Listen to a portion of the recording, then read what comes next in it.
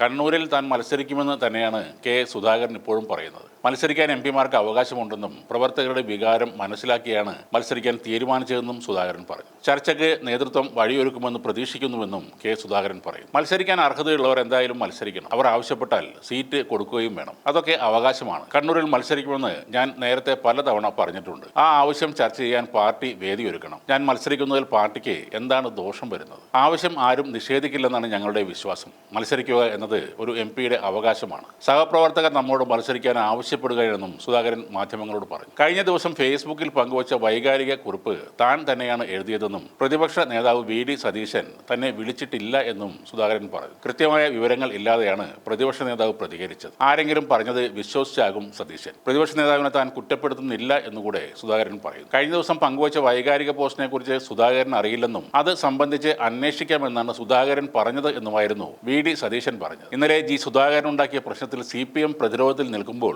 സമാന്തരമായി വേറൊരു സുധാകരന്റെ വിഷയം ഉണ്ടാക്കുകയാണ് CPM എന്നായിരുന്നു വി.ഡി. സതീശന്റെ പ്രതികരണം. കണ്ണൂർ എന്നത് എന്റെ ഹൃദയരക്തമാണ്. കണ്ണൂരിലെ കോൺഗ്രസ് എന്നും എന്റെ മേൽവിലാസവുമാണ്. കല്ലിൽ നിന്നും കത്തിയിൽ നിന്നും അരിവാളിൽ നിന്നും ബോംബിൽ നിന്നും തള്ളക്കോഴി കുഞ്ഞുങ്ങളെ ചിറകിനടിയിൽ സംരക്ഷിക്കുന്നത് പോലെ ഞാൻ മുന്നിൽ നിന്ന് പൊരുതി സംരക്ഷിച്ച എന്റെ സഹോദരരെ കമ്മ്യൂണിസ്റ്റ് കാവാലികർ ഉപദ്രവിക്കുന്നത് കണ്ടു നിൽക്കാൻ എനിക്കൊരിക്കലും സാധിക്കില്ല. ഞാൻ ഉണരുമ്പോൾ എന്റെ കണ്ണിൽ തെളിയുന്നത് ജീവനും രക്തവും നൽകി നമ്മളോട് ഒരുമിച്ച് കെട്ടിപ്പടുത്ത നമ്മുടെ പാർട്ടിയുടെ സ്വപ്നങ്ങളാണ്. ഞാൻ കണ്ണടക്കുമ്പോൾ ഉൾക്കണ്ണിൽ തെളിഞ്ഞു വരുന്നത് കമ്മ്യൂണിസ്റ്റുകാർ നരനായിട്ടം നടത്തി കൊലപ്പെടുത്തിയ എന്റെ സഹപ്രവർത്തകരുടെ ചേതനയറ്റ മുഖവുമാണ്. കണ്ണൂർ ഹൃദയരക്തം ഇറ്റിവീണ നമ്മുടെ മണ്ണാണ്. പൊരുതി വിജയിച്ച കോൺഗ്രസുകാരുടെ ത്യാഗഭൂമിയാണ്. ആ മണ്ണിനു വേണ്ടി കോൺഗ്രസിന്റെ ത്രിവർണ്ണ പതാക നെഞ്ചിലേറ്റി കെ സുധാകരൻ എന്നും മുന്നിൽ തന്നെ ഉണ്ടാകും. ഇത് പറഞ്ഞുകൊണ്ടാണ് സുധാകരൻ അതിവൈകാരികമായ ആ കുറിപ്പ് പങ്കുവച്ചത്. അതേസമയം കെ സുധാകരൻ MPയെ BJPയിലേക്ക് സ്വാഗതം ചെയ്യുകയാണ് പത്മജ വേണുഗോപാൽ. സുധാകരൻ ഒരിക്കലും വഴിയാധാരമാകില്ലെന്നും നിരവധി പേർ കോൺഗ്രസ് വിട്ട് BJPയിൽ ചേരാൻ തയ്യാറായി നിൽക്കുകയാണെന്നും പത്മജ പറയുന്നു. കെ കരുണാകരനോട് അനീതി കാണിച്ചവർ